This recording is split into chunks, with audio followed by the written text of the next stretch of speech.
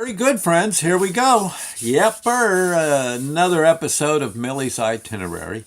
The continuing saga, a day in the life of Millie, our basset hound. Okay. Well, Millie's Itinerary. 8:30 in the morning now. Yes. We've been dealing with Millie since about 4 in the morning. Yeah. When she decided she had to go out. Really, really bad. Okay. Right. Yeah. Oh, of course, the coldest day of the year. Of course. Yeah. Uh-huh. Yeah, well, anyway, here we go. 8:30 a.m. Well, from the kitchen counter, I can see Millie posing in her "Where's my breakfast" pose. Yeah, she's flat-bellied, resting on her haunches with her forelegs stretched out in front. Most would say she kind of looks like a small version of the Sphinx.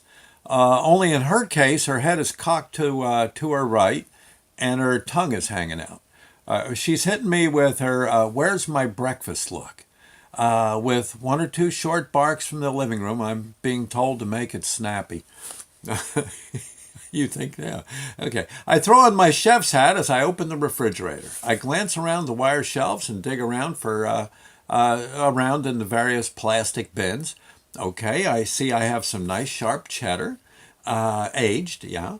There's a container of shredded white meat rotisserie chicken shreds that I get at work, at the supermarket.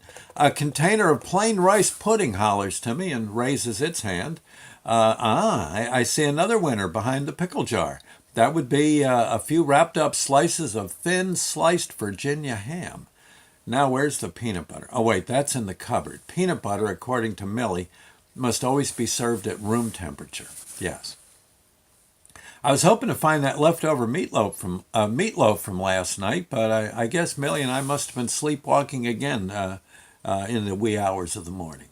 I place all that food on the counter and in front of the microwave, and all I need to do now is to find Millie's favorite breakfast plate. It's a cream-colored saucer with yellow trim and with a ring of raised dots along its edge. On the bottom flip side, it says the pattern is known as Victorian pearls.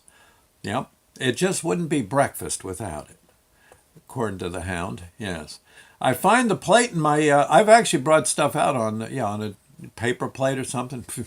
Nose in the air. Yeah. Okay.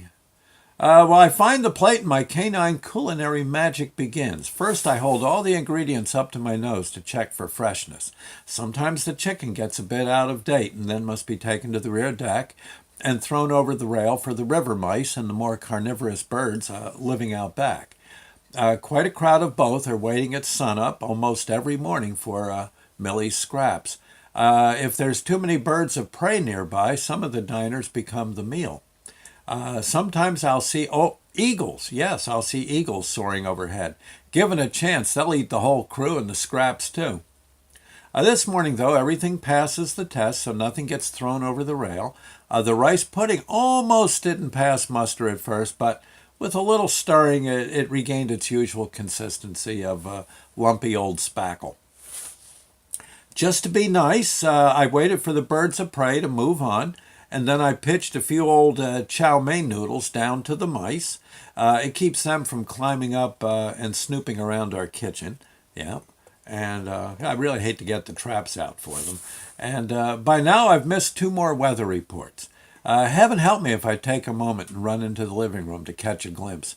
The good citizens of San Francisco, 3,000 miles away, will hear Millie's howls of anguish if I pause in mid-prep. So the shredded chicken forms the base of today's breakfast special. I carefully slice it into bite-sized pieces and arrange it all into a nice loose circle. Then I unfold the Virginia ham and cut it into quarters and lay the slices on top of the chicken. The cheddar gets cut into cubes. Every other cube gets a little dab of peanut butter smeared on its top. Quit laughing. No. These are placed in a circle around the mound of chicken and ham. I must be sure to place the cubes in a perfect circle around the chicken in alternating pattern. It must be cheese and peanut butter cube, then plain, then cheese and peanut butter cube, and so on. You get the idea. I told you, quit laughing. This is serious stuff. The biggest cheese cube gets placed so that it nestles right in the center of the X that the ham slices form once in pattern, once in position, yes, in their pattern. To cleanse her palate, Millie demands a small dollop of rice pudding to be placed on the edge of her plate, no closer than 1 inch from the ring of cheese.